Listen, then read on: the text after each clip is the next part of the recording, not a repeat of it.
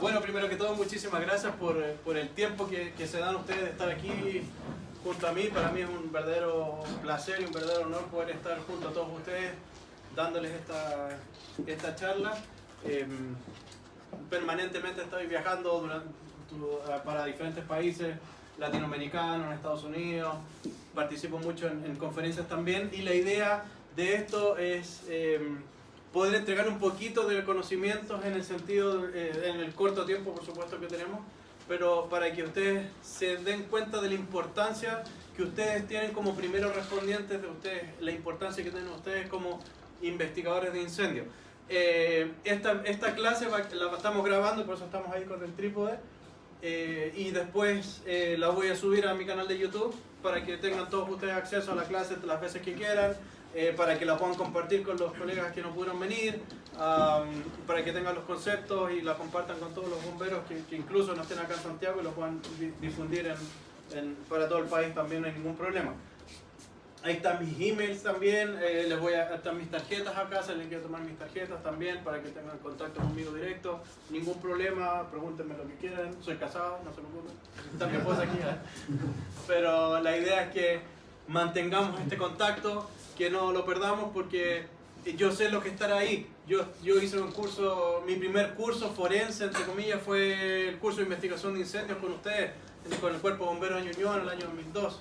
Entonces, nunca fui bombero, pero sí tengo muchos amigos bomberos, veo algunas caras conocidas por ahí, entonces para mí de verdad es un gran placer poder estar acá con ustedes.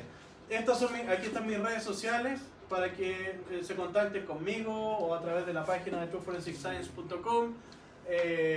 Todas mis redes sociales es @forensiccarlosg, Facebook, Twitter, Instagram, LinkedIn, mi canal de YouTube también. Estas son las redes sociales de True Forensic, y las de la Universidad de Chaminade también están las redes sociales para que tomen contacto también con nosotros, vean los cursos que también ofrecemos. Tenemos muchos cursos online, también tenemos cursos presenciales, así que si alguien quiere ir a Hawái, también lo estamos esperando ya, no hay ningún problema. También tenemos una comunidad forense de Facebook, donde participamos, todos los que son miembros de ahí participan, ponen temas, y la idea es, se entrega mucha información también en relación a cursos que ocurren en todos los países, por eso es una comunidad internacional de diferentes aspectos forenses. Algunas actividades que tenemos con True Forensic Science para este año 2019 que recién inicia. Tenemos un curso online de actualización en ciencias forenses, estamos determinando la fecha aún, posiblemente puede ser a fines de marzo o en abril, pero sería online, que esa es la característica. Entonces sería un curso completamente online, así que podrían acceder de cualquier parte del mundo donde ustedes estén. Como les decía, en junio del 2019 el curso en Honolulu, en Hawái, el curso de Crime Scene Investigation. Ahí van a aprender todo lo que está relacionado con la investigación de escena del crimen. Vamos a ver un poquito de eso hoy día también. Patricio va a ser uno de los participantes, ya está inscrito, así que yo voy a ir a Hawái a estar con nosotros. Entonces, pero este es un curso muy importante. ¿Y cuál es la característica o cuál es la importancia de este curso? Que es el único curso de nivel universitario que se dicta en los Estados Unidos en español. No hay ninguna otra universidad en Estados Unidos que dicte un curso en español. Y esa es una gran ventaja para nosotros y una gran ventaja para la gente que no habla inglés, que muchas veces se pierde la educación o no llega la información porque no sabemos el idioma. Me pasó a mí, antes de irme para allá yo no hablaba inglés, aprendí por supuesto, ahora hago clases, pero hay mucha información que se pierde por no saber el idioma. Entonces eso es importante. Y también True Forensic Science es representante de la compañía Limpivi, que es una compañía que vende equipos forenses y equipos de investigación. Entonces, si alguien quiere, puede solicitar el catálogo al email o directamente a las redes sociales que les informé anteriormente.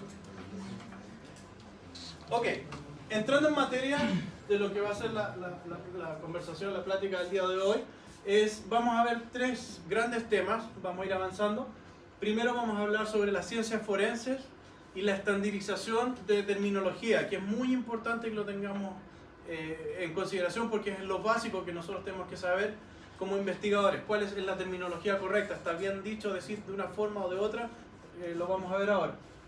La segunda parte va a ser lo que es primer respondiente, y la tercera parte vamos a hablar sobre la evidencia física y los tipos de evidencia y la importancia que estas tienen en el sistema procesal, en el sistema penal. Entonces, comenzando con la primera parte, vamos a hablar sobre esta estandarización de conocimientos. Entonces, primero tenemos que saber qué son las ciencias forenses. Y las ciencias forenses es la aplicación del conocimiento científico, normalmente son las ciencias naturales, matemáticas, física, biología, etc. Y todas sus ramas dentro de las ciencias para resolver un hecho judicial. Así de simple. La aplicación de ciencia para resolver un hecho judicial. Eso es una ciencia forense. Esas son las ciencias forenses. Y forense, como muchos deben saber, que es relativo a los métodos y técnicas y procesos utilizados para establecer conclusiones, opiniones y hechos o descubrimientos que pueden ser usados en procesos legales. Esta definición es muy importante porque salió recién en septiembre del año 2018 en las normas ISO 21043. O sea, es una definición totalmente actualizada y es del año pasado, recién de septiembre. Entonces, define forense como los métodos y técnicas y procesos que son utilizados para resolver un hecho judicial. Esa es la definición internacional que existe sobre forense. Entonces tenemos que saber cuáles son las misiones o la misión que tienen las ciencias forenses. Y una de las misiones más importantes es desarrollar, proveer, lo que estamos haciendo el día de hoy, promover, lo mismo que estamos haciendo el día de hoy, conocimiento científico. Es una obligación que nosotros tenemos como científicos, es una misión. Como forenses debemos realizar esto. No sacamos nada con guardar conocimiento, con ir a casos, resolver los casos, entregar esta información, pero no proveemos este conocimiento a otras personas y el conocimiento queda ahí. Nosotros somos llamados a promover y proveer y por supuesto desarrollar conocimiento científico. Entonces, este conocimiento debe ser enseñado a todos los involucrados en el sistema penal. Pueden ser vigilantes, guardias privados, policías, bomberos, abogados, fiscales, etc. Todos los que estén envueltos en el sistema procesal penal, en el sistema penal, deben conocer estas actualizaciones y estos conocimientos científicos. Pero lo importante también es saber que nosotros como científicos, como científicos forenses, no tomamos decisiones judiciales. Nosotros no somos jueces. Los forenses ni los investigadores son jueces. Nosotros entregamos el conocimiento, desarrollamos la información y entregamos este conocimiento científico al tribunal. Y el juez es la persona que decide. Es la persona que juzga en base a la información que nosotros como investigadores vamos a entregar. No es, yo voy a echar a esta persona a la cárcel porque me cae mal, o es amigo del vecino, o violó a una niñita y sí, que se pudre en la cárcel. Eso no es nuestro trabajo. Nuestro trabajo es entregar los medios de prueba para que el juez pueda resolver de la mejor forma posible y de la forma más justa en un caso determinado. Muchas veces el juez no tiene las herramientas para resolver y puede sonar injusto, pero es justicia. Entonces las ciencias forenses están enmarcados en la ciencia madre y dentro de ellas, dentro de la ciencia forense hay varias áreas de la ciencia como la criminalística, que dentro de la criminalística está la investigación de escena del crimen, está la investigación de incendios, accidentes vehiculares, etc. Pero si se dan cuenta, la criminalística no es lo mismo que ciencias forenses y la gente lo confunde. La ciencia forense es la ciencia madre, cubre todo y dentro de ella una especialidad es la criminalística, así como los análisis de evidencia digital, huellas, odontología forense, antropología, enfermería forense, medicina legal, toxicología forense y documentología. Y dentro de cada una de estas especialidades, por supuesto hay subespecialidades y van apareciendo día a día más, se van eliminando otras por temas de tecnología. Muchas veces los países también consideran otras especialidades que por supuesto de acuerdo a la realidad de cada país es totalmente diferente a la otra, entonces se van incorporando. Pero esta es la estructura básica que tienen las ciencias forenses a nivel mundial y reconocidas a nivel mundial. Entonces también tenemos que entender que la criminalística, al día de hoy todavía hay gente que confunde la criminalística con la criminología y son dos cosas totalmente diferentes. Son dos especialidades o ciencias totalmente diferentes. Entonces la criminalística es una ciencia, y sí es una ciencia, que utiliza las ciencias naturales para resolver o para investigar la escena del crimen. Y su especialidad primordial es la investigación, es una especialidad primordial de las ciencias forenses, y su campo de acción es la investigación de escena del crimen. Y esta ciencia también cuenta con varias subespecialidades. Tenemos que saber también qué es una escena del crimen, y ahí esto es importante que lo entendamos. La escena del crimen es la descripción para indicar el lugar físico donde se presume que ha ocurrido un hecho. Es decir, y esto de nuevo, esto es de acuerdo a las normas ISO del año 2018 de septiembre. Es decir, con esta definición, un incendio sí es una escena del crimen. La investigación de incendio también empieza con la investigación de la escena del crimen. Entonces tenemos que saber, tenemos que conocer cuál es la metodología para la investigación de escena del crimen para poder aplicar y para poder esta ciencia. Aplicamos esta ciencia y podemos resolver, podemos entregar la información a los jueces. El lugar, por supuesto, el lugar a que se refiere a la escena, debe ser procesado por un experto. Investigador de escena del crimen, investigador de incendios, analista de patrones de mancha de sangre, investigador de accidentes vehiculares, etc. Todas las subespecialidades que tiene esta ciencia. Y el procesamiento de la escena del crimen, de nuevo, cualquiera que ésta sea, puede ser un homicidio, puede ser un incendio, puede ser un robo, puede ser un suicidio, tiene 6 pasos. La evaluación, la inspección, el proceso de documentar, que este proceso incluye fotografiar, tomar notas, videos, y la búsqueda, recolectar y el procesar o analizar e interpretar la escena, generar las hipótesis. Entonces, todo investigador, no importa la especialidad que tenga, nuevamente puede ser investigador de incendios, accidentes vehiculares, de crímenes, me refiero a homicidios, suicidios, debe conocer y debe saber aplicar estos 6 pasos de la investigación. Y al aplicar estos 6 pasos de la investigación, lo hace una aplicación y un proceso metodológico científico y pasa a ser ciencia, porque está avalando un proceso metodológico. Y nuevamente, como les digo, esto está avalado por las normas ISO del año 2018, en septiembre, pero esto está avalado y existe desde el año 2004 en diferentes bibliografías. Entonces eso es importante. La criminología es el área, la diferencia con la criminalística, que analiza el proceso o el comportamiento de la persona que comete el delito. La persona que genera el incendio, puede ser el pirómano, el incendiario, etc. La criminología analiza el porqué de eso. No investiga el cómo, sino que analiza el porqué. Y normalmente esta especialidad es realizada por profesionales, por psiquiatras, médicos, psiquiatras, por psicólogos, que es muy común en Chile que los psicólogos hagan eso. Sociólogos también están entrando en esta área acá en Chile, pero por ejemplo en México la criminología es una carrera y se estudia como carrera propiamente tal, y hay criminólogos de carrera, y también por eso la realidad de cada país es diferente. Entonces, pero no hay que confundir la criminalística con la criminología.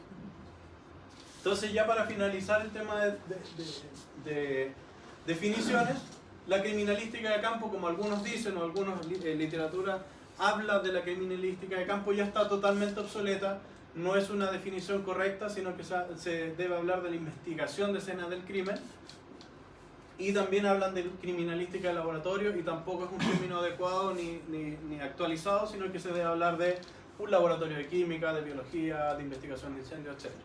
Y eso, de nuevo, está avalado por todas las literaturas actualizadas, normas ISO, etc. Ok, no sé si hay preguntas por la primera parte, porque después al final vamos a tener una sesión más de preguntas, pero para seguir avanzando. No sé si a alguien le quedó, está todo claro o alguna duda. Ok. La segunda parte, vamos a hablar sobre el primer respondiente. ¿Quién me puede decir qué es un primer respondiente? ¿A quién se le ocurre qué significa primer respondiente? ¿O quién es un primer respondiente? El que llega primero a la escena. ¿Ok? ¿El que llega primero a la escena? ¿Qué más? ¿Qué otra idea se les ocurre? El primer testigo. ¿El primer testigo? ¿Okay? No necesariamente el primer bombero o primer investigador que llega. ¿Perdón? Que no necesariamente el primer bombero o primer investigador que llega. ¿Okay? ¿Quién puede ser? Puede ser un vecino, una persona que dio la alarma, La primera persona que un contrata carabinero. Ok. Empieza la acción inicial. O sea, la primera persona, pero de alguna otra manera debe tener un sentido de pertenencia hacia una institución, porque un testigo va a estar otro tipo de ayuda. Ok, por ahí va el tema. Lo vamos a ver.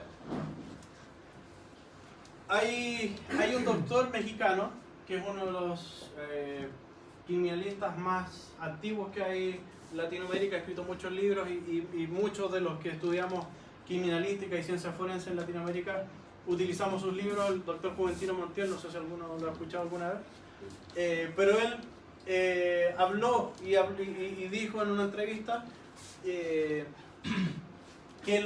ahí habla de las policías, pero vamos a generalizar este término, en general las primeros respondientes, que bueno, en México, como ustedes saben, cambió el sistema procesal, un sistema oral como el que estamos aquí ahora funcionando hace bastantes años, pero se han entrenado a todas las personas, pero menos los policías o los primeros respondientes, que finalmente son las primeras personas que llegan, como usted bien decía, que pertenecen a una institución.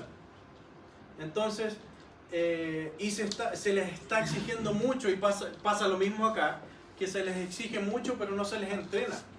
Entonces ese es un gran vacío que se ha generado a lo largo, y es una realidad que está ocurriendo en toda Latinoamérica, que debe modificarse, porque el primer respondiente es el eslabón más importante del proceso investigativo, y lo vamos a ver al final de la clase.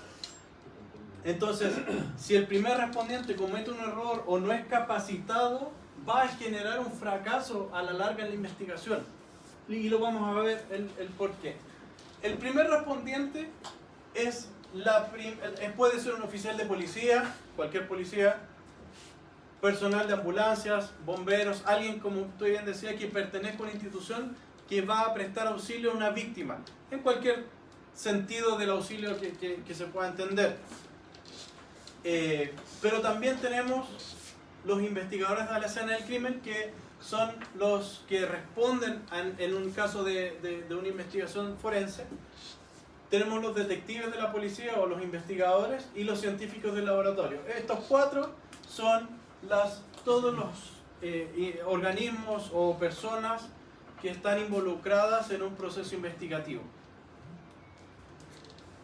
Entonces, ¿cuáles son los tipos de organizaciones que van a trabajar como primer respondiente durante este proceso investigativo? El primero son elementos de aplicación de seguridad. Policías, bomberos, seguridad municipal, etc. Y podríamos incluso incluir ahí también a la gente de los paramédicos que llegan al servicio del SAMU. Entonces, como ustedes ven, ustedes son los primeros en llegar, en el primer eslabón del proceso investigativo.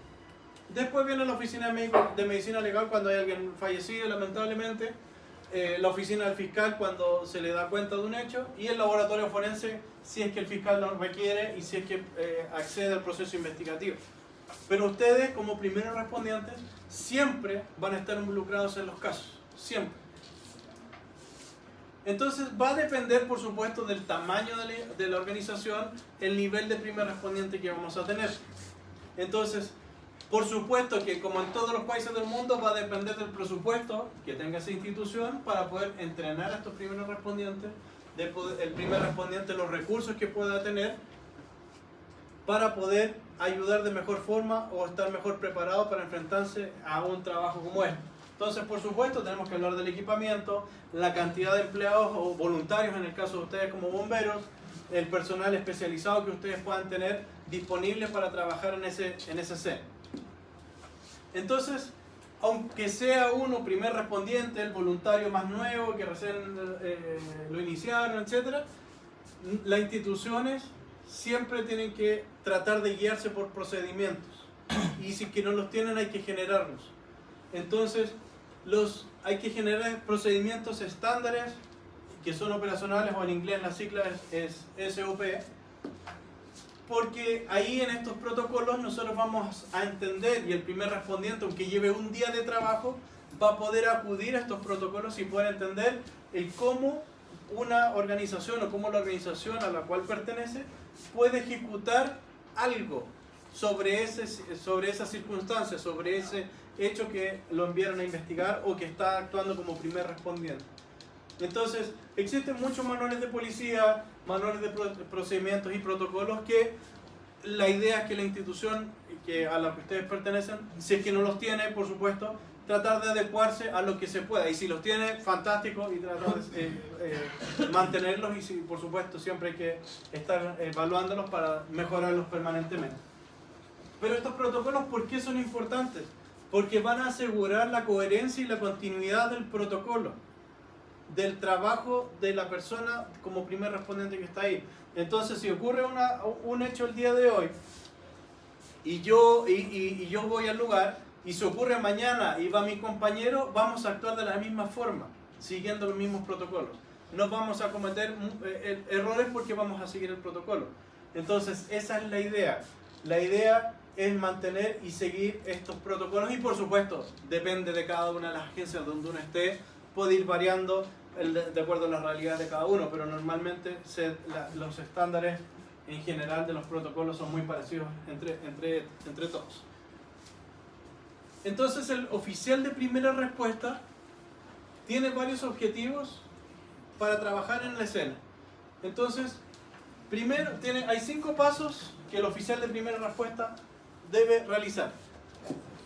El oficial de primera respuesta debe documentar la información, debe mantenerse a salvo, proporcionar la atención, asegurar el control y liberar la escena. Y lo vamos a ver caso a caso. Primero, documentar toda la información que sea posible en el lugar. Individuos involucrados, testigos, el nombre de las víctimas, el fiscal que los llamó, etc. Si es que pueden tomar declaraciones, tomar esas declaraciones, generar los datos del lugar, dirección, fecha, etc. Tomar las notas, el tiempo de cuando ustedes recibieron la llamada, el tiempo cuando llegaron, el tiempo de término también del trabajo y algunas observaciones que se puedan ir dando con el caso. El segundo punto es muy importante y qué mejor que ustedes como bomberos saben de esto. Hay que mantenerse a salvo, siempre. No hay que convertirse en una víctima, como ven aquí en la foto. Esto es como de película, siempre van todos los policías y después terminan todos chocando. Pasa. Entonces, ¿cómo uno se mantiene a salvo de esto? Yo sé que ustedes, por supuesto, actúan ante una emergencia y tienen que llegar lo más rápido posible. Pero si hay un fuego descontrolado, ustedes no van a ir corriendo y meterse adentro. Se van a convertir en una víctima. Hay que evitar eso, por supuesto. Nadie quiere eso. Entonces, hay que saber y hay que entender este punto que es de vital importancia. A nosotros nos importa más tener un bombero para el día siguiente, tener un investigador que el día siguiente, que no tener otro mártir. Eso es importante. Hay que proporcionar la atención de emergencia, eso es fundamental. Si hay una víctima, no importa que yo altere la escena del crimen, tengo que prestar auxilio a la víctima. Eso es lo fundamental.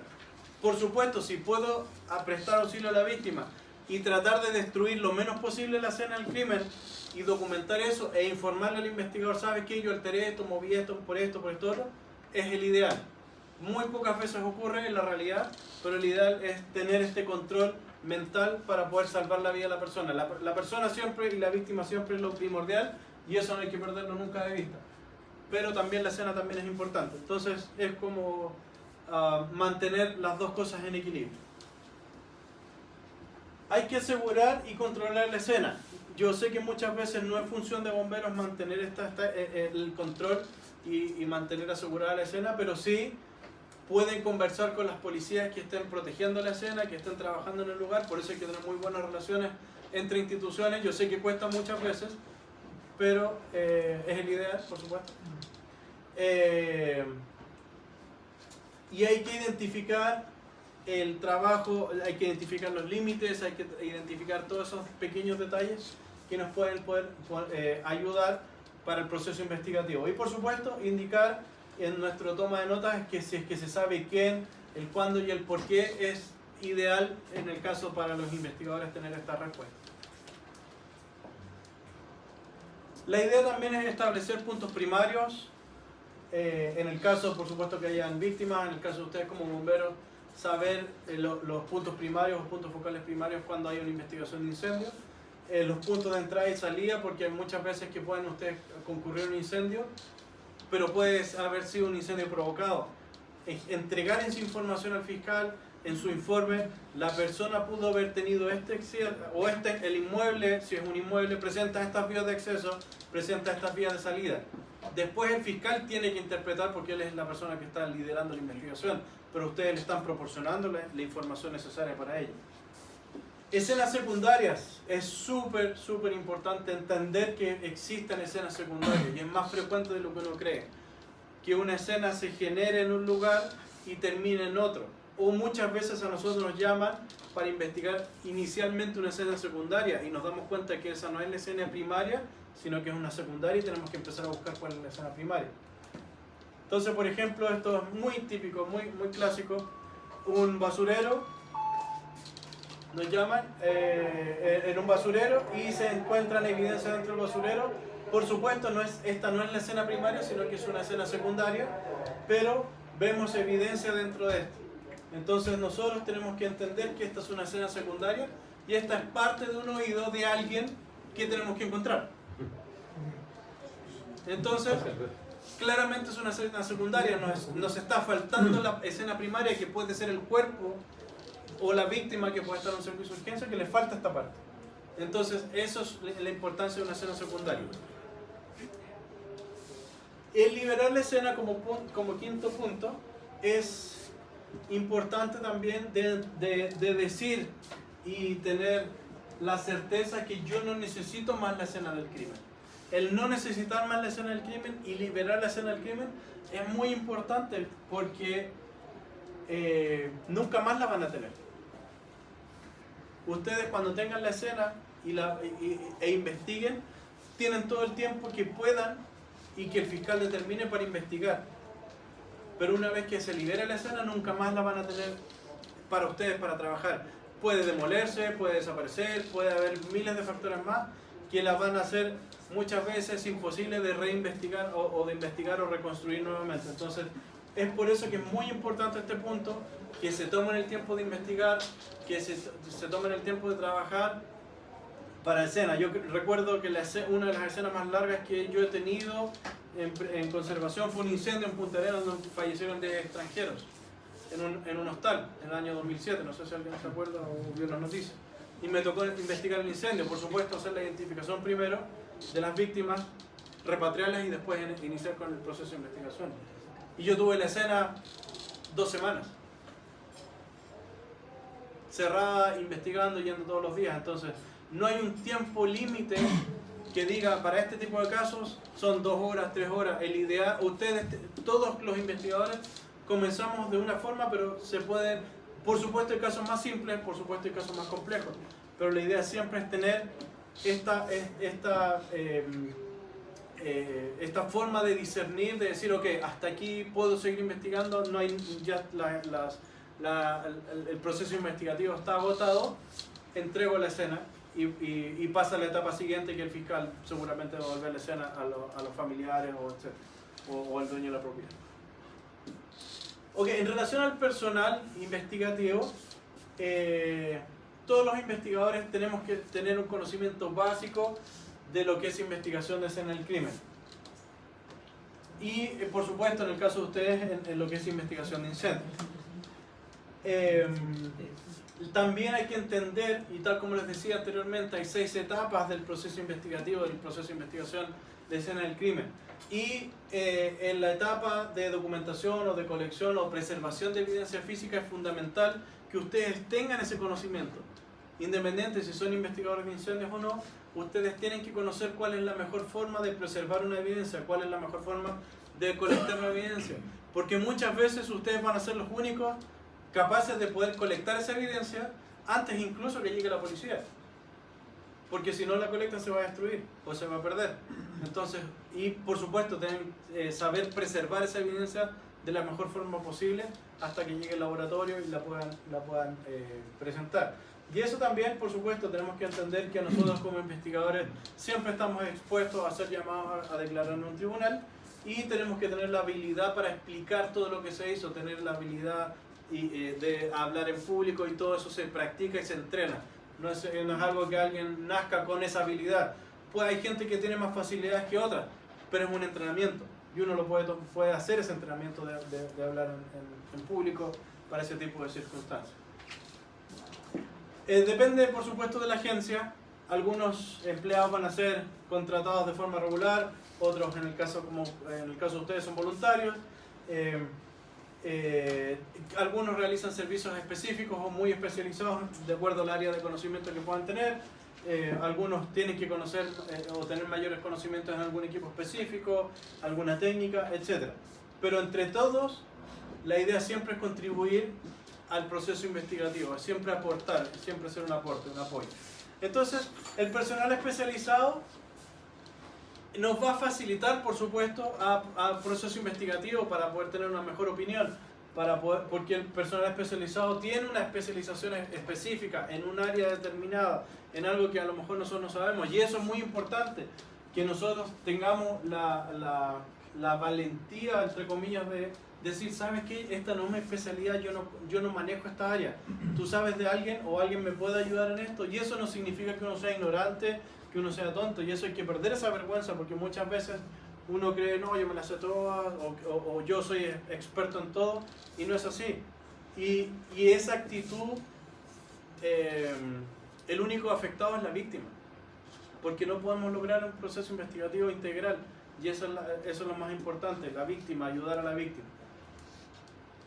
Tenemos equipos, por supuesto, expertos en seguridad, hazmat, ustedes saben mejor que yo eso, los ingenieros en casos muy específicos, y los científicos, personas especializadas que son biólogos, químicos, entomólogos, expertos en antropología, etcétera, en investigación de incendios, analista de manchas de sangre.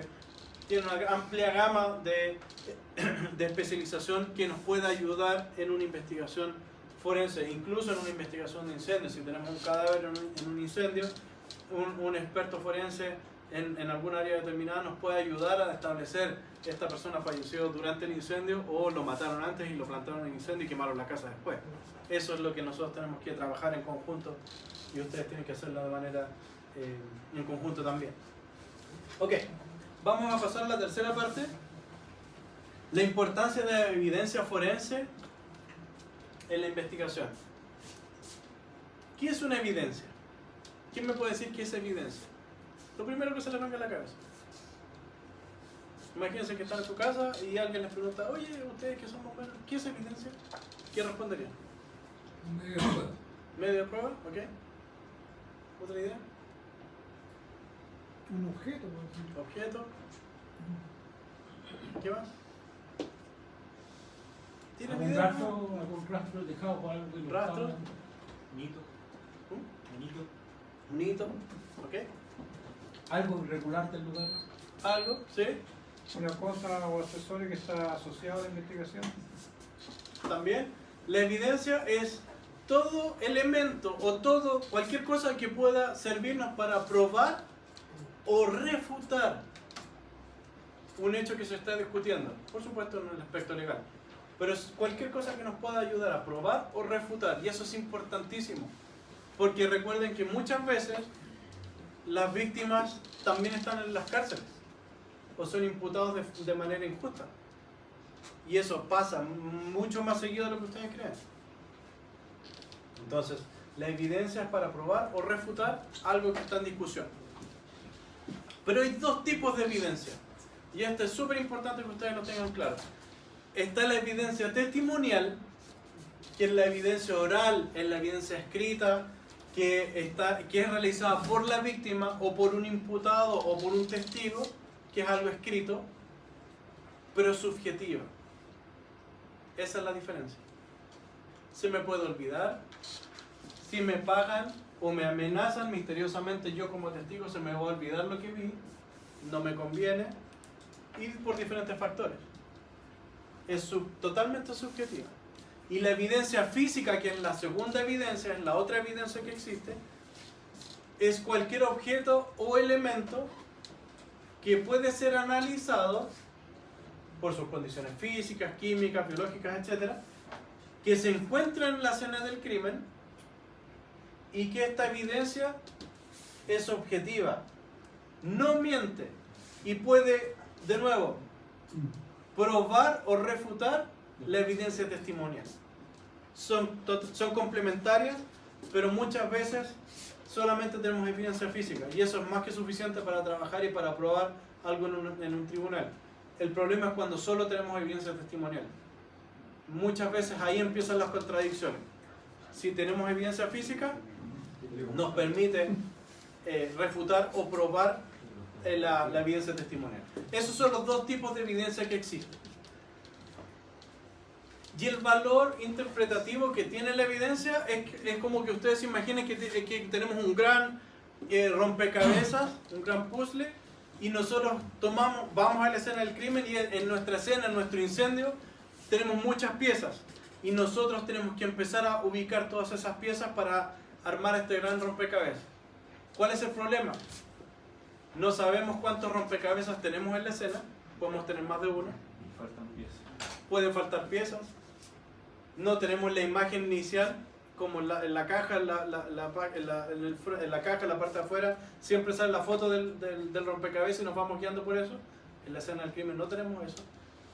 Entonces tenemos que usar nuestra experiencia, tenemos que usar nuestra expertise para poder armar este rompecabezas. Y por supuesto, muchas veces, la gran mayoría de las veces, armamos este rompecabezas incluso, pero siempre nos van a faltar piezas, porque se genera destrucción de evidencia por diferentes motivos. Pero tenemos que tener la gran imagen armada cuando nosotros terminamos de trabajar. Entonces, la evidencia física tiene un valor interpretativo y nosotros tenemos que entender ese valor interpretativo. Pero la evidencia también tiene un contexto y esto es súper importante y fundamental poder entenderlo. Y hay 5 tipos de efectos que puedes tener esta evidencia en contexto. Primero, tenemos los efectos predecibles. Y los efectos predecibles son todos esos efectos que nosotros sabemos que van a ocurrir en la escena. Sabemos que van a ocurrir cambios en la escena por experiencia, porque hay experimentos, porque nosotros lo sabemos, que se van dando de acuerdo a una regularidad. Por ejemplo, en este caso, si tenemos una víctima, un fallecido, va a aparecer evidencia entomológica, o puede aparecer la lividez cadavérica, o puede aparecer el rigor mortis también. En el caso, si tenemos un cuerpo en un incendio que esté mucho tiempo en el fuego, ¿qué ocurre? Se contrae. ¿Qué más? Se va quemando el cuerpo en sí. ¿Qué ocurre con el cráneo? ¿Qué ocurre con la zona abdominal? Explota, ¿cierto? Porque hay fluidos, etc. Eso todo lo sabemos. Es un efecto predecible. Entonces sabemos que eso va a ocurrir. Si tenemos eso en presencia en una escena, ok, el cuerpo estuvo mucho tiempo en exposición con el fuego. Lo sabemos. Es un efecto predecible de la evidencia. Lo podemos interpretar así. ¿Cuáles son los efectos impredecibles? Son todos aquellos cambios que van a ocurrir sin saberlo nosotros o de manera espontánea. Atención de víctimas, que llegó el carro justo muy rápido y pasó justo por arriba de la evidencia que había, el agua, etc. Alguien entró, prendió la luz, la apagó, se generó un segundo foco de incendio, etc. Todos esos son efectos totalmente impredecibles. Que empieza a llover y nos destruye toda la evidencia que nosotros estamos analizando, que nos cambie son efectos impredecibles. Y que nos van a llevar a desvirtuar la evidencia o una mala interpretación, porque no lo vamos a saber leer o lo vamos a asumir como una evidencia, como algo que siempre estuvo ahí. Pero son factores que nos pueden cambiar la investigación. Tenemos también los efectos transitorios. Son evidencias que están ahí pero pueden desaparecer rápidamente. Olor a combustible, gas, el humo, un vaso con hielo, el motor de un auto recién apagado. Todos esos factores, olores, que no podemos, que es muy difícil tomar esa evidencia porque se va a destruir, pero sí la podemos documentar a través de fotografías, tomando nuestras notas y describiéndolas, podemos documentar ese tipo de elementos. Detalles relacionados también son las evidencias que uno va encontrando y sabemos que hay otra relacionada con eso y otra y podemos ir, están relacionadas todas las evidencias entre sí. Entonces este nos entrega un valor agregado también porque nos puede posesionar a personas o nos puede indicar cantidad de eventos ocurridos. Entonces eso es importante saber interpretarlos también, estos detalles relacionados que nos entrega la evidencia. Detalles funcionales. El detalle funcional también es súper importante porque nos va a indicar si el objeto o la evidencia es útil o eso pudo haber sido utilizada para cometer el delito. Entonces si nosotros decimos, ok, nos encontramos en la escena del crimen con un encendedor, ahí está la fuente de ignición. Pero primero tenemos que saber si el encendedor estaba bueno. Si tenía gas, si tenía la piedrita para hacerlo encender. Si tenemos un arma de fuego, saber si esa arma dispara. O como vi el otro día en las noticias, que entraron no recuerdo cuándo fue, pero entraron a una casa y mataron a alguien y no habían indicios o señales que habían roto los vidrios o las puertas para ingresar. Y el policía que dio la declaración en la televisión dijo, seguramente saltaron la reja e ingresaron, porque no hay indicios de que la chapa estuviera rota o algo así. Tomaron a la persona detenida y la persona detenida dijo, yo entré a la casa porque tengo llaves y entré por la puerta. Entonces la teoría del policía se cayó inmediatamente. Esos efectos o detalles funcionales nosotros tenemos que entenderlos también y tenemos que saber interpretarlos. Y si no tenemos toda la información para poder interpretarlos, no podemos decir fue de esta forma. Pueden dar las opciones, pero tenemos que saber que hay otras opciones también. Ok, este es el triángulo de vinculación de evidencia o el triángulo de la evidencia. Aquí nosotros tenemos la evidencia en el centro y la evidencia nos va a ubicar o nos va a asociar al sospechoso o los sospechosos con la víctima o víctimas y la escena del crimen entre sí, o la escena del crimen con la víctima, sospechoso. Este triángulo de la evidencia o de relación con la evidencia es el principio, básicamente, el principio de Locard. Locard fue un científico forense del principio del siglo XIX, fue el primer creador de un laboratorio forense en Francia y él creó este principio de intercambio, que habla que cada contacto deja un rastro. Entonces yo toco algo, por ejemplo nosotros mismos aquí, nosotros estamos sentados en este salón, mañana puede venir alguien, tomar muestras de ADN en las sillas y va a saber qué persona estuvo sentada aquí. Nosotros dejamos siempre algo en un lugar y nos llevamos algo también. Ese es el principio de Locard. Y ese es el triángulo de la evidencia.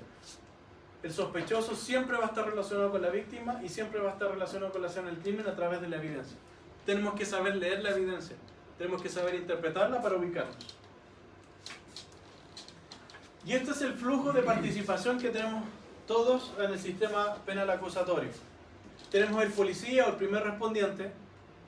Policía, bomberos, primer respondiente es el primer eslabón, la primera persona importantísima en esta cadena. Tenemos los forenses o los investigadores de incendios.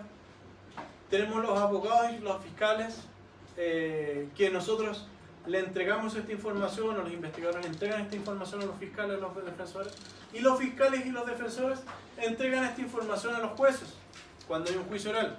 Y el juez resuelve judicialmente en base a lo que le entregó el fiscal, en base a lo que el fiscal recibió del perito y en base a lo que el perito recibió del policía. Entonces es una cadena de que si alguien comete un error en alguna de estas cadenas, la resolución judicial va a aparecer algo o no vamos a tener una resolución judicial favorable en base a la investigación forense, porque alguien, o en base a lo que está tratando de entregar el fiscal o el defensor, porque alguien en la cadena cometió un error. Ahora les voy a mostrar un video que habla un poquito de esto.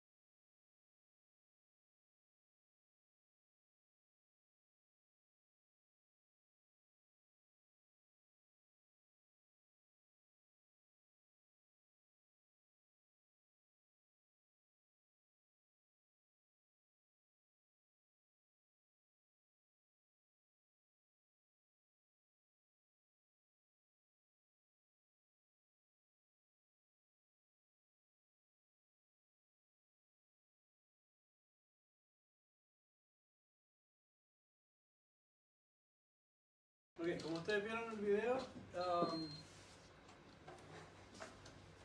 todos somos responsables, todos los investigadores somos responsables de lo que pasa con la evidencia, independiente si la analizamos o no, pero somos los que tenemos que llevar a cabo el proceso de análisis, el proceso reconstructivo de la evidencia y el proceso de preservación de la evidencia. Como conclusiones de la clase del día de hoy, primero que todo, los primeros respondientes son el eslabón fundamental del proceso de la cadena investigativa. Lo acabamos de ver en el video también.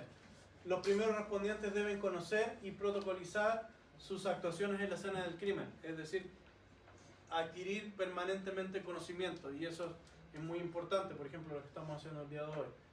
Y las evidencias físicas son fundamentales en la investigación forense, el poder entregar esta información a un juez. Y como ustedes vieron, forense no solamente se encuadra en lo que son en la medicina o los laboratorios de las policías, ustedes también son investigadores forenses. Entonces, por eso ustedes tienen que también tener esta categoría de forense como investigadores de incendios. Agradecerle a todos ustedes por su tiempo, agradecer al Cuerpo de Bomberos de Ñuñoa por permitirme estar acá y poder compartir los conocimientos con todos ustedes, a True Forensic Science también por permitirme estar acá junto a todos ustedes, y por supuesto a Chaminade University of Honolulu por también darme la oportunidad de estar acá con ustedes, compartir estos conocimientos y poder tener y poder compartir toda esta información con todos ustedes. Y como decimos en Hawái, mahalo, los esperamos a todos en Hawái, eso significa gracias en hawaiano. Y como les dije, mis redes sociales están acá, les voy a dejar tarjetas, también me imagino que todos tienen Facebook, Instagram, Twitter, así que espero que todos, no tienen, entonces espero que todos puedan seguirme en las redes sociales, porque normalmente subo conferencias, hacemos muchas videoconferencias gratuitas, por lo menos una vez por mes, entonces siempre estamos tocando diferentes temas, así que sería bueno que ustedes puedan tener acceso a esto también.